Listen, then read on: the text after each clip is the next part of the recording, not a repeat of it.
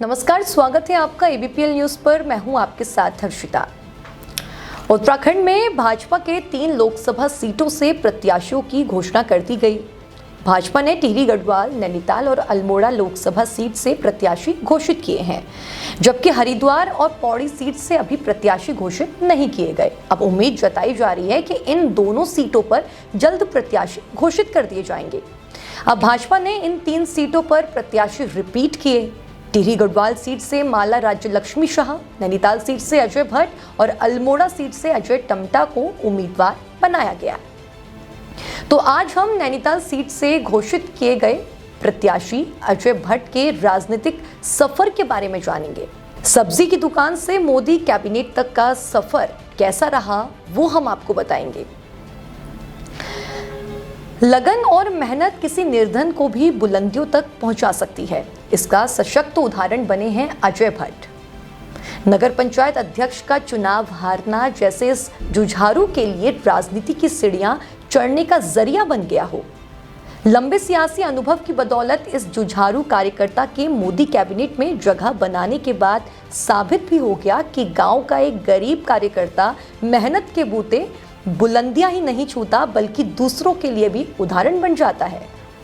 Modi cabinet में जगह बनाने वाले उत्तराखंड के नेता अजय भट्ट भाजपा के बेहद वरिष्ठ और कर्मठ नेता हैं। नैनीताल उधम सिंह नगर लोकसभा से सांसद अजय भट्ट ने अपनी मेहनत के बलबूते पर बुलंदियों को छुआ। बता दें कि जीवन बेहद कठिनाइयों और चुनौतियों से भरा रहा।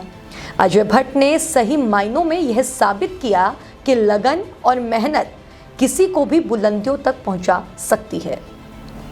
अपनी लगन और मेहनत के जरिए राजनीति में पांव जमाने वाले और 36 वर्ष का अनुभव लिए सांसद अजय भट्ट ने मोदी कैबिनेट में जगह बना ली। मूल रूप से अल्मोड़ा के रहने वाले अजय भट्ट का जन्म 1 मई 1961 में अल्मोड़ा के रानीखेत में हुआ।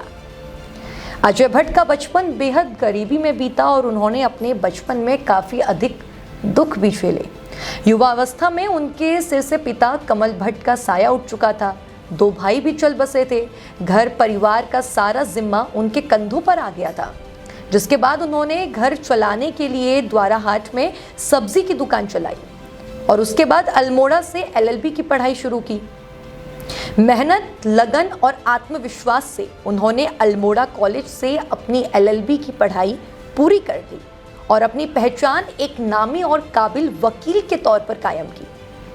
नगर पंचायत द्वाराहाट में उन्होंने अध्यक्ष पद का चुनाव लड़ा, मगर दोनों के वोट बराबर होने के कारण लॉटरी निकल गई, अब जिसमें अजय भट्ट हार गए और इसी हार ने उनको राजनीति में आगे बढ़ने की सनक चढ़ाई। बस फिर क्या था, उन्होंने पीछे मुड़कर नहीं देखा। द्वाराहाट को छोड़ उन्होंने रानीखेत को अपनी कर्मभूमि बनाया। सियासी कौशल और नेतृत्व क्षमता ही कहेंगे, क्योंकि 1985 में उनको तत्कालीन उत्तर प्रदेश के नेतृत्व में कार्यकारिणी सदस्य बनाया गया। फिर 1996 में पहली बार रानीखेत से चुनाव जीतकर उत्तर प्रदेश विधानसभा में रानीखेत क्षेत्र का प्रतिनिधित्व किया। फिर 2002 से 2007 तक रानीखेत से विधायक अजय भट्ट रहे, लेकिन 2007 में रानीखेत विधानसभा सीट से अजय भट्ट हार गए। वहीं 2012 में अजय भट्ट ने रानीखेत विधानसभा क्षेत्र से फिर विधायक का चुनाव लड़ा और जीत दर्ज की।